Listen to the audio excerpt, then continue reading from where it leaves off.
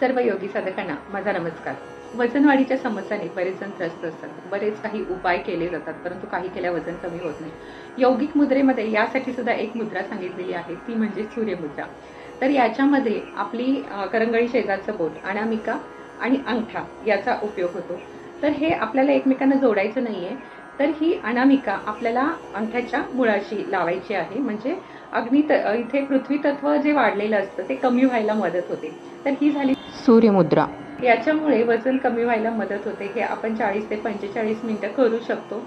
पण वजन कमी होण्याबरोबरच याचे आणखी काही फायदे आहेत, ते म्हणजे थायरॉइड आणि डायबिटीज मध्ये हे उपयुक्त आहे।